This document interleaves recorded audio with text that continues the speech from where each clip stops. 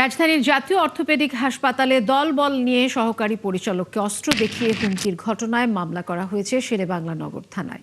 গ্রেফতার হয়েছে দুইজন। খোঁজ নিয়ে জানা গেছে জোরপূর্বক আউটসোর্সিংয়ে লোক নিয়োগ দিতে রাকিব ওরফে পিস্তল রাকিবের লোকজন অস্ত্র নিয়ে সহকারী পরিচালকের রুমে গিয়ে হুমকি দেয়, যা ধরা পড়ে সেখানকার সিসি ক্যামেরায়। বিস্তারিত আশিক মাহমুদের প্রতিবেদনে।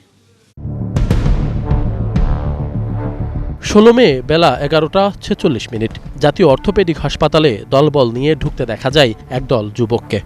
ভোগান্তি ভুলে চলে আসুন রিগালে। ওয়ারেন্টি সহ স্টাইলিশ কালেকশন নিয়ে রেডি রিগাল ফার্নিচার। কিছু দূর এগিয়ে তারা প্রবেশ করে হাসপাতালের সহকারী পরিচালক রাশিদুল আলমের রুমে ঢুকেই তারা হাসপাতালের বাকি সবাইকে বের করে দেন। এর কিছুক্ষণ পর সবাই একই ভঙ্গিতে হাসপাতাল ত্যাগ করেন।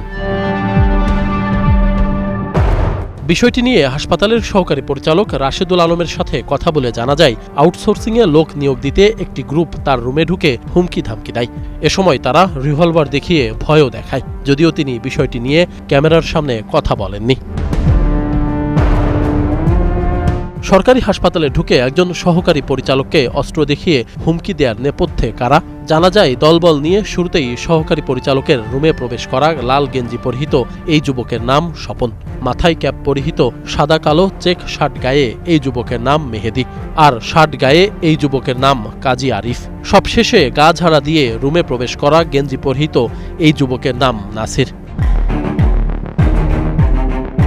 সহকারী পরিচালক রাশিদুল আলমের সাথে কথা বলে জানা গেছে, রুমের ভেতরে গিয়ে মাথায় ক্যাপ পরিহিত সাদা কালো চেক শার্ট পরা এই মেহেদি অস্ত্র দেখিয়ে হুমকি দেয়, আর সবশেষে রুমে প্রবেশ করা এই নাসির তাকে অকথ্য ভাষায় গালিগালাজ করে। খোঁজ নিয়ে জানা গেছে, এই চক্রের সবাই কাল্লা রাকিব ওরফে পিস্তল রাকিবের লোকজন। তার নেতৃত্বে কিছুদিন আগেও এই হাসপাতালে গোলাগুলির ঘটনা ঘটেছিল। তখন রাকিবের সহযোগী রুবেলকে হাতে নাতে আটক করে গণধোলাই দিয়ে সেনাবাহিনীর হাতে তুলে দিয়েছিল রোগীর স্বজন ও হাসপাতালের স্টাফরা। হাসপাতালের সহকারী পরিচালককে অস্ত্র দেখিয়ে হুমকি দেওয়ার ঘটনায় রাজধানীর শেরেবাংলা নগর থানায় মামলা করেছে ভুক্তভোগী। সিসি ফুটেজ বিশ্লেষণ করে ঘটনায় জড়িত দুইজনকে গ্রেপ্তার করেছে পুলিশ। গ্রেপ্তারকৃতদের একজন সেই লাল গেঞ্জি পরিহিত স্বপন, অন্যজন আলামিন। পুলিশ বলছে, এই ঘটনার নেপথ্যে থাকাদের খুঁজে বের করে গ্রেপ্তার করা হবে। এখানে এই আউটসোর্সিং নিয়ে বেশ কয়েকটি গ্রুপ রয়েছে। এই গ্রুপের মধ্যেই তাদের মতানৈক্য না হওয়াতেই তারা এডি অ্যাডমিনের রুমে এসে সেদিন জটিলতা তৈরি করেছে। তাৎক্ষণিক আমাদের ব্যবস্থা নেওয়ার ফলে অন্য কিছু ঘটে নাই, তবে হুমকি ধামকি দিয়েছে এটা আমরা জেনেছি। মামলার পরবর্তীতে আমরা তদন্ত করে দেখব যে আসলে কোন গ্রুপ এই ঘটনাটি ঘটিয়েছে। গ্রেপ্তারকৃত স্বপন ও আলামিনকে রিমান্ডের আবেদন করে আদালতে পাঠিয়েছে পুলিশ।